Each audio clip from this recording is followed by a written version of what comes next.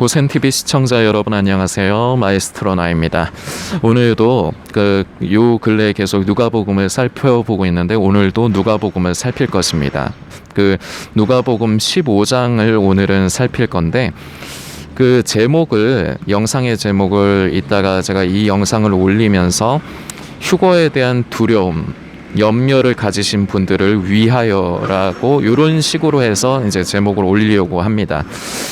오늘 나누는 영상의 내용을 다 보시면은 여러분들께서 자세하게 이제 보시면서 이제 묵상을 하시면은 아마 이 제목을 왜 제가 마에스트로나 나현민 성도가 왜 이렇게 했는가 여러분들께서도 이제 인지하시게 될 거라 생각하고 사실 이제 요 근래에 계속 누가복음을 나누면서 이제 바리새인들에 대해서 우리가 돌아보고 이제 예수님께서 삼가 바리새인들의 누룩을 조심해라, 경계해라, 주의해라 이렇게 말씀을 하셨는데 이 바리새인의 누룩이 바로 바리새인의 교훈입니다. 그리고 이 바리새인의 교훈이 무엇인가를 알려면은 결국은 바리새인들이 어떠한 사람인가를 우리는 살펴보면 됩니다. 그래서 살펴봄으로 인해서 다른 사람을 판단하거나 정죄를 할 필요는 전혀 없습니다. 해서도 안 되고 할 필요도 없고 우리는 그저 나는 그렇지 않다고 생각했지만 그리고 원하지 않지만 우리가 은연중에 이런 바리새인과 같지 아니한가, 이런 종교 지도자들과 같지 아니한가 스스로를 돌아보는 계기가 되었으면 좋겠고, 그리고 내가 참 안타깝게도 이런 바리새인과 이런 종교 지도자들의 모습이 은연중에 나에게 배어 있다면 그것을 돌이키고 그 길에서 우리는 떠나면 됩니다. 하나님께서, 우리 아버지께서 우리에게 바라시는 건 그 부분이고, 바로 이 부분이 오늘 이 15장 전체에 다 기록이 되어 있습니다. 하나는 잃어버린 양을 찾는 목자의 비유고, 그리고 하나는 잃어버린 드라크마를 찾는 여인의 비유고, 하나는 이 탕자의 비유지만, 결과적으로 아까도 말씀드렸지만 이 기록된 의도가, 우리에게 전하고자 하시는 하나님의 마음과 의도가 결국 한 가지예요.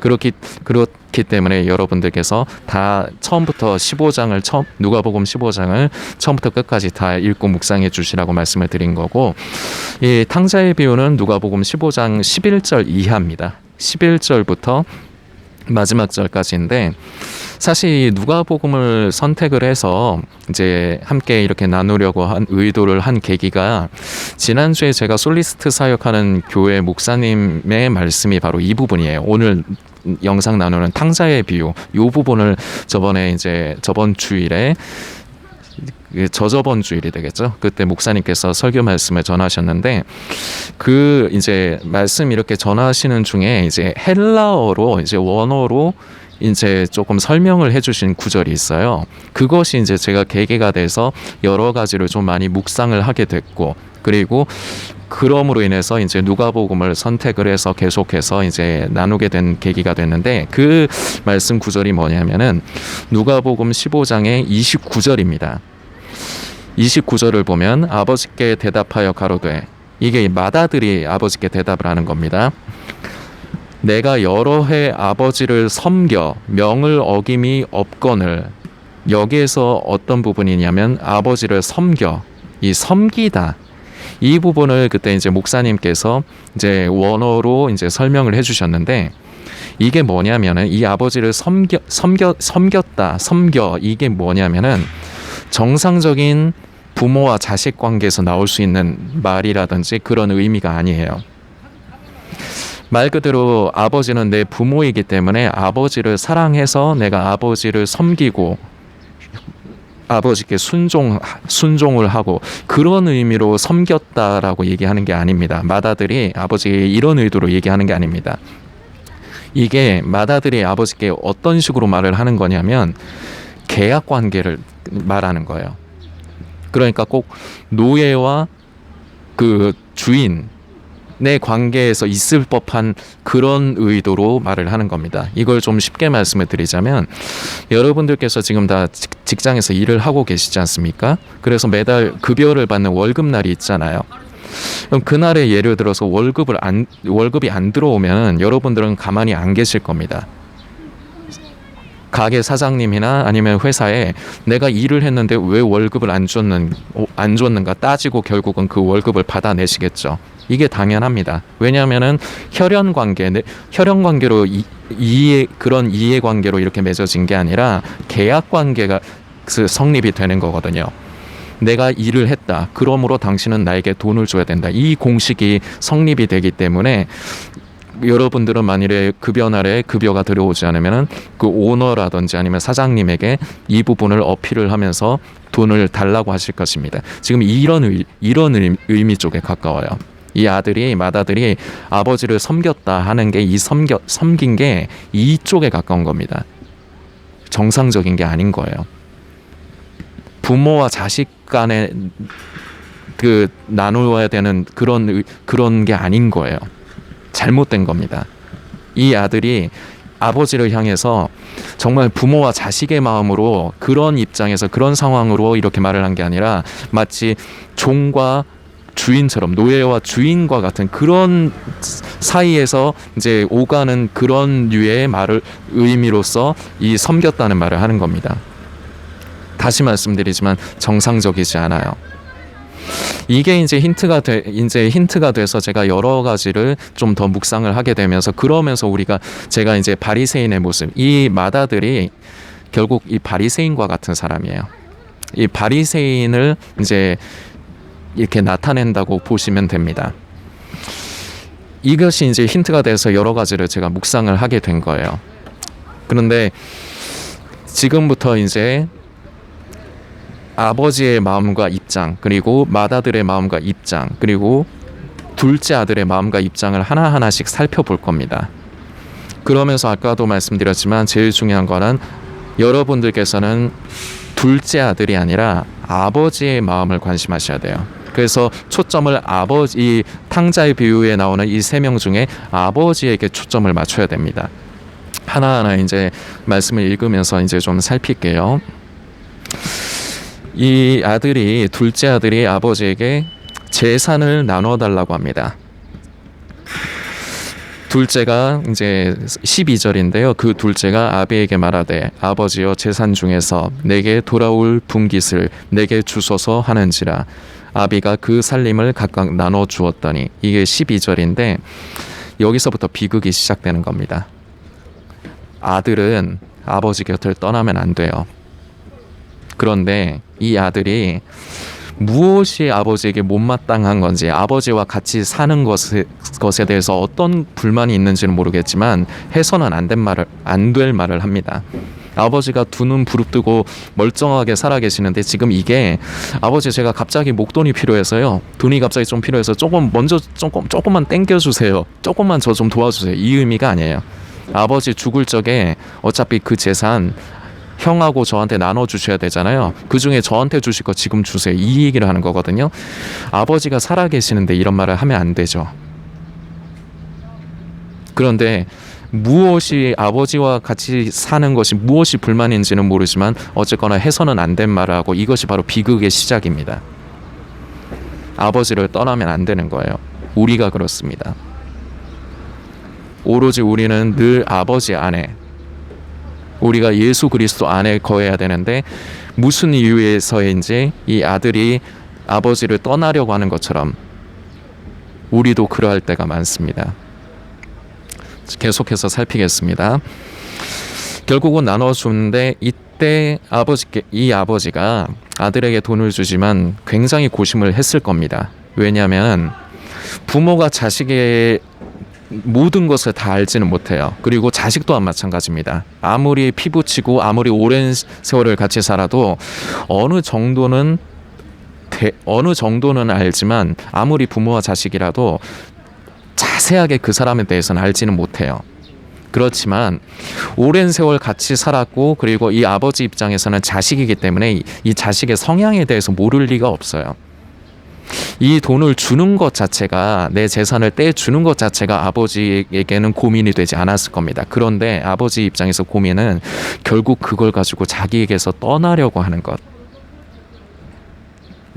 내 새끼가 나랑 같이 있어야 되는데, 내 안에 거해야 되는데 떠나려고 하는 것, 이것을 고민했을 겁니다. 그렇게 떠났을 적에 이 자식이 어떻게 될 것이다, 잘 되는 것이 아니라 이 자식이 결국 우리가 성경을 통해서 알게 되지만 그 모든 재산을 다 탕진하고 허황방탕하게 삽니다.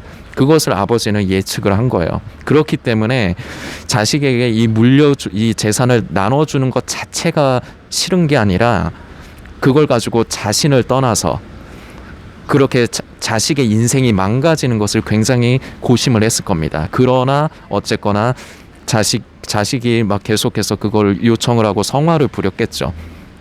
그래서 결국은 아버지가 그 재산을 나눠주지만 아마 이런 계산을 하지 않았을까. 제가 부모라도 이런 생각을 했을 것 같아요. 내 생각에 얘가 지금 이 돈을 주면 얘는 잘못된다. 그러나 이 아이가 그거를 납득을 하지 못하기 때문에 내가 돈을 물려주지 않으면 이 애는 결국은 나를 원망만 할 것이다. 일단은 주자. 일단은 주는데 이 애가 잘못될 가능성이 많다. 설사 잘못되더라도 사람만 있다면. 자, 여러분들 여기서 이 아버지의 심정을 잘 이해를 하세요. 이런 얘기가 지금 여기에 기록되어 있지는 않습니다. 근데 정상적인 부모와 자식의 관점에서 제가 이런 그 아버지의 마음을 표현을 한 건데 여러분들께서 이 부분을 잘 살피시면 좋겠어요. 사람만 있다면 내가 어쨌거나 내 자식을 다시 걷어서 보살피면 된다. 내 자식을 내가 다시 품으면 된다. 그러니까 지금은 저 아이가 나를 절대 이해하지 못할 테니까 오히려 원망만 할 테니까 주자. 아마 이렇게 생각을 하고 자식에게 결국은 그 돈을 재산을 주지 않았을까. 저는 그렇게 묵상을 합니다. 그래서 이 자식은 아버지를 떠나면 안 되는데 아버지 곁에서 떠나면 안 되는데 결국은 그 돈을 들고 며칠이 안 돼서 떠납니다.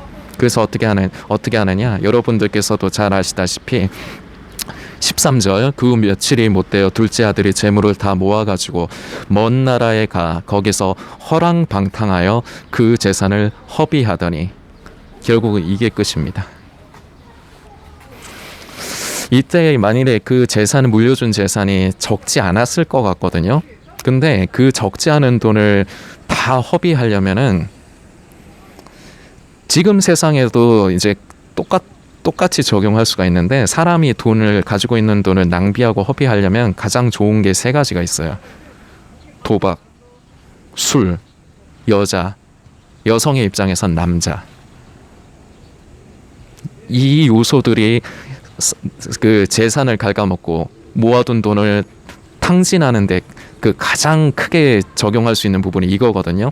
이 탕자가 아버지의 그 재산을 가지고 무슨 건실하게 그 돈을 미천 삼아서 장사를 했다든지 아니면은 그냥 그 기본적인 생활만 하고 그렇게 살았으면 그 돈을 그렇게 다 탕진하지 않았을 거예요. 그런데 술 먹고 뭐 여자 끼고 놀고 다 연관이 되거든요. 그리고 뭐 그때 당시는 어떤 노름이 있는지는 모르겠지만 그리고 별로 그 자세한 항목이 중요한 건 아니라서 어쨌거나 그런 것들을 통해서 그 재산을 다 잃어버립니다.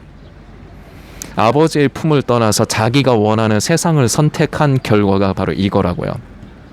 그래서 결과적으로는 여러분들께서 잘 아시다시피 이제 재산을 탕진하고 15절입니다. 가서 그 나라 백성 중 하나에게 붙여 사니 그가 저를 들로 보내어 돼지를 치게 하였는데 저가 돼지 먹는 쥐엄 열매로 배를 채우고자 하되 주는 자가 없는지라.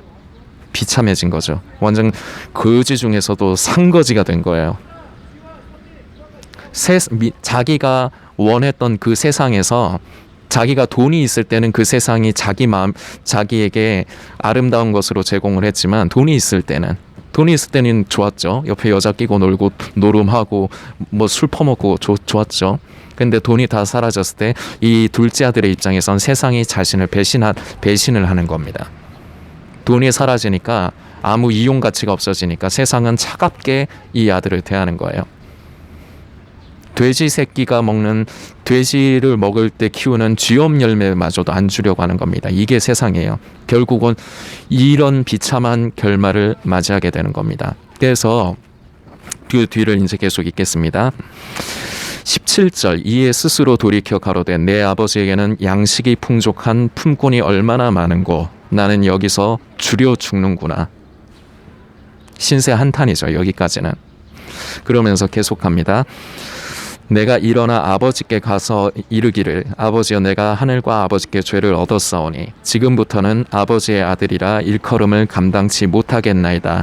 나를 품꾼의 하나로 보소서 하리라 하고. 결국은 이렇게 되는 겁니다. 그런데 여기서 잘 봐야 되는 게 아버지의 마음은 이해를 못한 거예요. 자기가 지금 이제 굶어 죽게 생겼으니까 이제 와가지고 아버지한테 돌아가면 이거보단 낫지는 않을까. 그래서 돌아가야 되는데 쉽지가 않은 겁니다. 왜냐, 자기가 저지른 일이 있거든. 아버지에게 아버지 마음에 대못을 받고 나온 거거든요. 그렇기 때문에 양심에 찔려서 아버지께 쉽게 가지를 못하는 겁니다. 그런데 진짜로 굶어 죽을 최악의 상황이 되니까 어쩔 수 없어서 가려고 하지만 차마 아버지 앞에 면목이 없기 때문에 나를 자식이라 하지 말고 종의 하나로 좀 여겨주시기 바랍니다. 이렇게 얘기를 하는 겁니다. 자, 이 모습이 결국 오늘 제목을 제가 정하게 된 부분이긴 하지만 이게 지금 시대를 살아가는 그 휴거에 대해서 두려운 마음, 염려를 가지고 계신 분들의 모습이 바로 이 모습입니다. 내가 하늘과 아버지께 죄를 지었사오니 아버지께 면목이 없습니다. 나를 종의 하나로 보아주세요 하는 이 둘째 아들과 나의 죄, 허물, 나의 부족함으로 인해서 휴거에 참여하지 못할 거라고 생각해서 그래서 염려하고 고통스러워하는 많은 분들, 지금 이 영상을 보시는 성도님이 그런 분인지도 모르겠습니다. 이 둘의 모습이 같습니다. 그런데 제가 처음에 영상을 시작하면서 이런 말씀을 드렸습니다. 3명의 중요한 사람이 등장을 하는 주역이 있는데 아버지와 맏아들과 그리고 둘째 아들 탕자가 있는데 이 탕자가 마치 우리의 모습과 같죠. 그리고 나중에 이제 맏아들은 우리가 경계해야 되는 바리새인의 모습이 이 맏아들의 모습입니다. 계속하게 하겠지만 이 둘째 아들은 아버지의 마음은 관심이 없어요. 오로지 내가 아버지한테 이렇게 했기 때문에 면목이 없다, 부끄럽다, 못 내가 찾아가긴 찾아가야 되는데 면목이 없다. 아버지의 마음은 관심하지 않는 거예요. 자, 근데 뒤에 계속해서 살피겠습니다. 20절입니다. 이에 일어나서 아버지께로 돌아가리라 하면서 이제 계속 이어집니다. 아직도 상거가 먼데 아버지가 저를 보고 측은히 여겨. 이게 중요한 겁니다. 아버지는 아들이 자신에게 대못을 받고 나갔는데도, 그리고 그렇게 재산을 받아서 나갔으면, 지금 속된 말로 하면은, 지금 세상의 표현을 치면은 그렇게 아버지를 속을 썩이고 불효막심한 짓을 해갖고 그 돈 받아가지고 나갔으면 잘 되기라도 잘 돼야지. 지금 거지 새끼가 돼서 돌아오는 거잖아요. 진짜 굶어 죽을까봐 어쩔 수가 없어가지고 돌아오는 거잖아요. 그럼에도 불구하고 그럴 때 자식은 아버지의 마음은 관심하지 않고 내가 아버지 앞에 죄 지었다, 내가 아버지한테 죄송하고 면목이 없다, 이런 자기 입장에서만 생각을 해요. 근데 아버지는 그렇지가 않은 거예요. 여기 지금 중요합니다. 측은히 여겨. 자식 새끼가 아무리 쓰레기 같은 짓을 하건 아무리 불효막심한 짓을 하건 아버지의 마음은 자식에게 가 있는 거예요.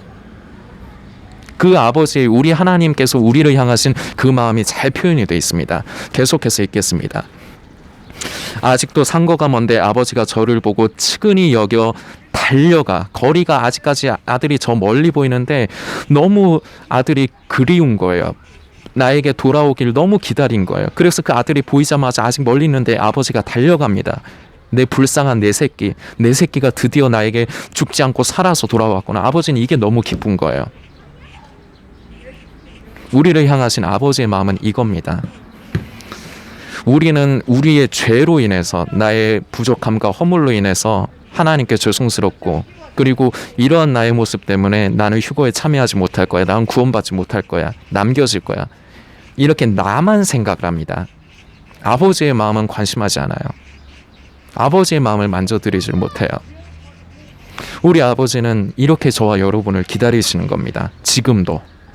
지금 이 순간에도 이것이 아버지의 마음입니다. 그 아버지, 우리를 향하신 하나님의 마음이 이 탕자의 아버지의 모습으로 아주 표현이 잘 된 겁니다. 달려가서 목을 안고 입을 맞추니 아들이 가로되, 아까 이제 처음에 했던 그 얘기를 합니다. 아버지여, 내가 하늘과 아버지께 죄를 얻었사오니 지금부터는 아버지의 아들이라 일컬음을 감당치 못하겠나이다 하나. 아들은 아버지에게 이렇게 하나. 아버지의 마음은 그게 아닌 거예요. 내 새끼가, 내 사랑하는, 내 진짜 눈에 넣어도 아프지 않을 내 새끼가 죽지 않고 살아서 나에게 돌아와 준 것만으로도 기쁜 겁니다. 아버지는 종들에게 이르되, 22절입니다. 종들에게 이르되 제일 좋은 옷을 내어다가 입히고 손에 가락지를 끼우고 발에 신을 신기라. 그리고 살찐 송아지를 끌어다가 잡으라. 우리가 먹고 즐기자. 아버지가 얼마나 기뻐하는가가, 아들이 잘 돼서 돌아오지 않았는데도 참 자신의 속썩이고 해서는 안 될 큰 죄를 짓고 그렇게 떠났다가 거지가 돼서 돌아왔지만, 그럼에도 불구하고 아버지는 나에게 죽지 않고 돌아와 준 게 너무 기쁜 거예요. 우리 아버지께서 지금 저와 여러분을 향한 마음이 바로 이겁니다. 이 마음입니다. 우리는 내 입장에서 나의 죄 때문에 나는 휴거에 참여하지 못할 거야, 구원받지 못할 거야, 이게 아니라, 아까도 말씀드렸지만 이 세 명의 등장, 아버지와 맏아들, 둘째 아들 중에 우리는 이 아버지에게 초점을 맞춰야 돼요. 아버지의 마음, 아버지의 의도. 아버지는 지금도 이렇게 저와 여러분들을 사랑하시는 겁니다. 요 근래 저는 이제 그런 영상을 일부러 클릭을 해서 보지는 않지만, 제가 유튜브를 이렇게 살피다 보면은 제 고센 TV를 보시는 분들이 이제 그런 것들을 찾아다니시면서 이제 보기 때문에 그런 이제 추천 영상처럼 해서 이제 올라오는 것들이 있는데, 제가 참 그 제목을 봤을 때 참 안타까운 그런 영상 두 가지가 생각이 납니다. 요 근래에 그런 영상이 있는 것을 알게 됐는데, 하나가 그거예요. 나는 휴거에 참여하지 못할 것입니다. 이런 식으로 제목에 썼더라고요. 그 영상을 만들어서 올린 분이. 의도는 이해가 가죠.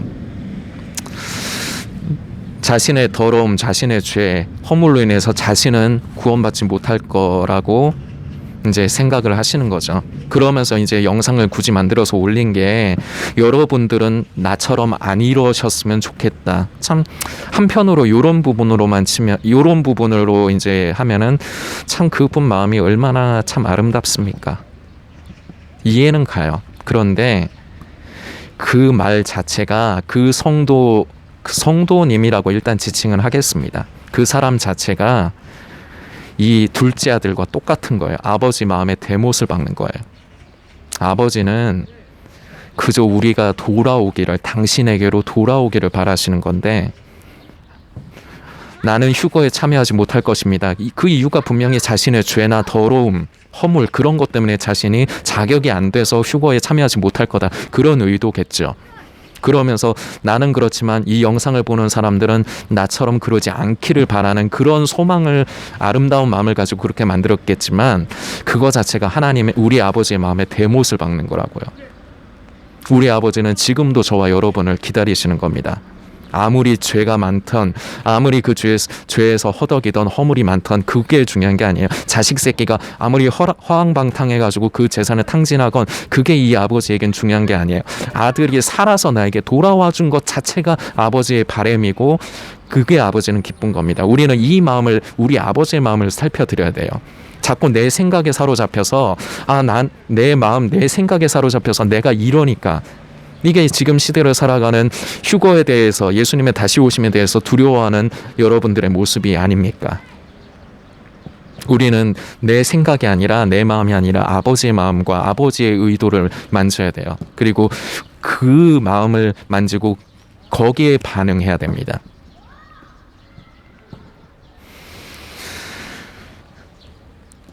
이러한 부분 여러분들께서 꼭 잊지 마시고 꼭 기억해 주시기 바랍니다. 그 근래에 제가 그 영상 내용은 보지 않았지만 제목이 그런 영상이 하나가 있었고, 또 한 영상이 있는데, 이거는 지금 오늘 나누는 주제하고는 조금 맞지 않기 때문에 다음번에 다시 제가 좀 다루도록 하고, 계속해서 이제 이어나가겠습니다. 이 내 아들은 24절입니다. 이 내 아들은 죽었다가 다시 살아났으며 내가 잃었다가 다시 얻었노라 하니 저희가 즐거워하더라. 자, 아버지만 즐거워한 게 아니라 아버지의 밑에서 일하는 종들도 즐거워한 겁니다. 이게 저와 여러분의 모습이 돼야 돼요. 바리새인들은 이번 주에 계속 나눴지만 그저 예수님을 트집 잡고 그런 것에만 혈안이 돼 있지, 어떠한 사람이 곧 병으로 인해서 고통스러워하고 귀신에게 사로잡혀서 고통스러워하는 것, 그거를 불쌍히 여기는 마음은 전혀 없어요. 예수님께서 병든 자를 치료하시고 귀신 들린 자를 자유케 하셔서 그 사람이 나사서 건강해지면 얼마나 감사한 것인데 그것은 관심하지 않은 겁니다. 사람을 불쌍히 여기지를 않아요. 그런데 지금 여기 이 종들의 모습은 어떻습니까? 종들은 주연은 아닙니다. 엑스트라입니다. 그런데 이 아버지가 이렇게 말을 할 때 이 종들도 함께 즐거워한 겁니다. 한 생명이 사는 것에 대해서. 이것이 그리스도인의 모습입니다. 여러분들 이거 중요합니다. 잊으시면 안 됩니다. 자, 근데 이제부터는 마다들이 나옵니다. 바로 바리새인 종교 지도자들의 모습을 대변하는 마다들이 이제부터 나옵니다. 우리는 이 부분까지도 살펴야 됩니다. 25절, 마다들은 밭에 있다가 돌아와 집에 가까웠을 때 풍류와 춤추는 소리를 듣고 한 종을 불러 이 무슨 일인가 물은데 그 종이 이제 대답을 합니다. 대답하되 당신의 동생이 돌아왔음에 당신의 아버지가 그의 건강한 몸을 다시 맞아 들이게 됨을 인하여 살찐 송아지를 잡았나이다 하니. 자, 28절을 이제 읽을 건데요. 자, 잘 보십시오. 저가 노하여, 화가 나서 들어가기를 즐겨 아니하거늘. 자, 자기 동생이 살아서 돌아왔습니다. 근데 즐겁지가 않고, 즐겁지 않은 정도가 아니라 화를 내요. 그래서 그 잔치를 베풀고 있는데 그 참석을 안 하려고 합니다. 정상적인 게 아니에요. 이 마다들은 아마 동생이 눈에 가시였을 겁니다. 별로 좋아하진 않았을 거예요. 그런데 그래도 동생이 살아 돌아왔다면 그냥 반응이, 아 그래? 그래. 그냥 이러고 넘어가거나, 정 마음에 안 들었으면 이러거나, 자기 그래도 동생이잖아요. 자기 형제잖아요. 피를 나눈 형제잖아요. 왔을 때 그래? 내 동생이 왔다고? 걔 안 죽었어? 살아서 왔어? 그래? 아이고 잘됐다. 아이고 다행이다. 그러면서 거기를 갔어야 되는 거예요. 그 잔치 자리에. 근데 그러지 않고 다시 그 부분을 읽겠습니다. 저가 노하여, 화가 나서 동생을 전혀 불쌍히 여기지 않는 거예요. 그동안 나는 바리새인의 모습 똑같습니다. 그래서 이 동생이, 이 마다들이 바리새인의 그 모습을 대변하는 거예요. 들어가기를 즐겨 아니하거든을 아버지가 나와서 권한데 아버지께 대답하여 가로되, 아까 처음에 이제 나눈 말씀입니다. 29절. 내가 여러의 아버지를 섬겨 명을 어김이 없거늘 내게는 염소 새끼라도 주어 나와 내 벗으로 즐기게 하신 일이 없더니. 염소 새끼보다 자기 동생을 중요하게 생각을 안 하는 거예요. 그저 나는 아버지를 위해서 쇠가 빠지게 이렇게 일을 했는데, 섬겼다는 의미는 아까 설명을 했습니다. 이렇게 했는데 나한테는 염소 새끼 하나도 안 잡아주세요? 근데 저 새끼한테는, 저 싸가지 없고 저 페료나 같은 저런 새끼한테는 아버지 이렇게 해주세요? 나는 안 해주시고. 지금 동생이 자기 피를 나눈 동생인데도 이 염소만도 못한 거예요. 그 마다들의 입장에선. 계속 읽겠습니다. 아버지의 살림을 창기와 함께 먹어보니 이 아들이 돌아오매 이를 위하여 살찐 송아지를 잡으셨나이다. 이제 여기까지가 30절이고 31절. 아버지가 이르되 예 너는 항상 나와 함께 있으니 내 것이 다 네 것이로되. 32절, 이게 마지막 절입니다. 이 네 동생은 죽었다가 살았으며 내가 잃었다가 얻었기로. 자, 지금부터 중요합니다. 우리가, 나만이 아니고 너도, 큰아들아 너도, 나 아버지뿐만 아니라 맏아들 너도 즐거워하고 기뻐하는 것이 마땅하다 하니라. 여기까지가 이 탕자의 비유가 기록이 된 부분입니다. 이게 이제 15장의 마지막 절까지 읽었습니다. 세 사람의 입장과 마음을 살폈습니다. 우리가 보통 이 탕자의 비유에서 제일 초점을 맞추는 이 탕자, 마치 우리와 같습니다. 나의 죄, 나의 허물로 인해서 휴거에 참여하지 못할 거야. 포기하고 싶고 참 그날이 두렵게만 느껴지는 여러분들의 마음과 이 탕자의 모습이 겹쳐집니다. 내가 아버지와 하늘로서 죄를 지었으니 내가 아버지께 면목이 없습니다. 나를 아들이라 여기지 마시고 나를 종의 하나로 여겨주십시오 하는 이 아들의 모습을 발견할 수 있습니다. 근데 이것 자체가, 이 말 자체가 아버지의 마음을 더 아프게 하는 겁니다. 둘째 아들은 오로지 자기의 모습만을 자꾸 관심합니다. 아버지의 모습을 살펴드리지 않습니다. 여러분, 휴거에 대해서, 예수님의 다시 오심에 대해서 불안하고 두려워하시는 여러분, 아버지의 마음을 살펴드리십시오. 아버지는 저와 여러분이 어떠한 사람이냐가 중요하지 않아요. 그저 살아서 나에게 돌아오기를 바라는 게 아버지의 마음입니다. 둘째 아들에 대해서 살펴봤고, 아버지의 마음, 방금도 말씀드렸지만 아버지의 마음은 언제나 저와 여러분을 향해 있습니다. 저와 여러분이 어떤 사람이건 그게 중요하지 않습니다. 그저 내 아들이 죽지 않고 살아 돌아오는 것만으로도 기뻐하시는 게 바로 우리 아버지입니다.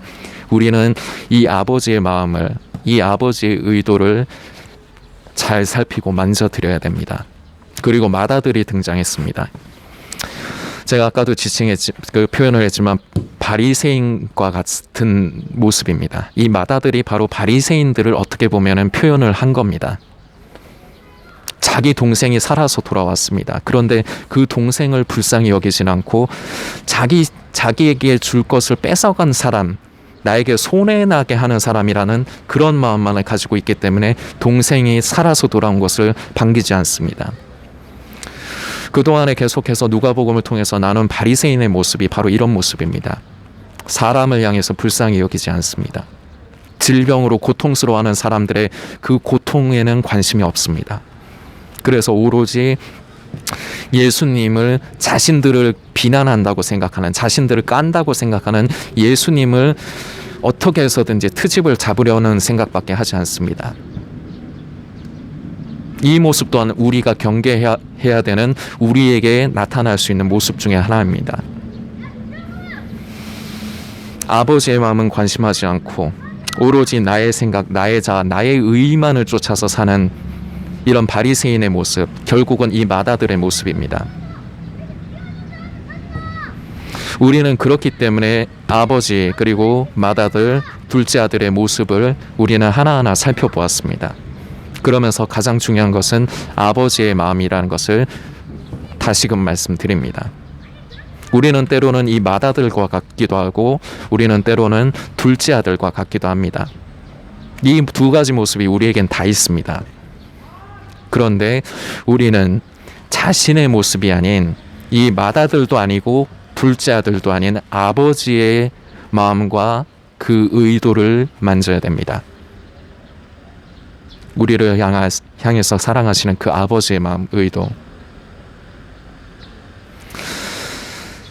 나의 모습에, 나의 죄된 모습, 나의 허물로 인해서 휴거에 참여하지 못할 거라 생각하시는 분들, 먼저 아버지의 마음을 만지십시오. 우리는 지금이라도 아버지께로 돌이켜야 됩니다.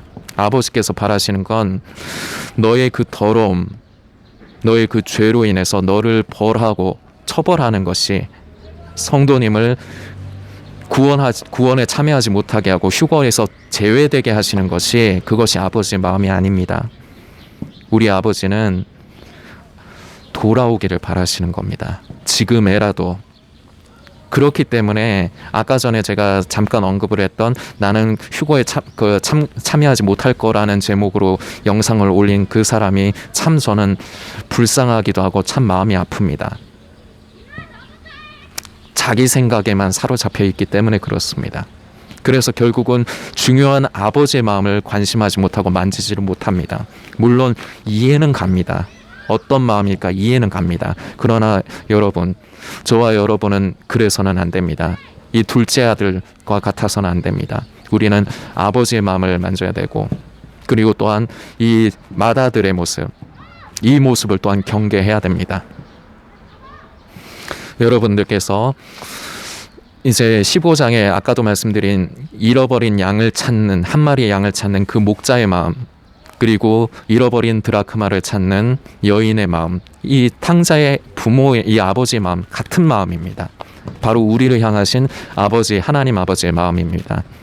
이 마음을 여러분들께서 오늘 말씀을, 여러분들께서도 누가복음 15장을 처음부터 끝까지 읽으시면서 그 마음을 더 깊이 만지시고 묵상하시기를 부탁드리겠습니다.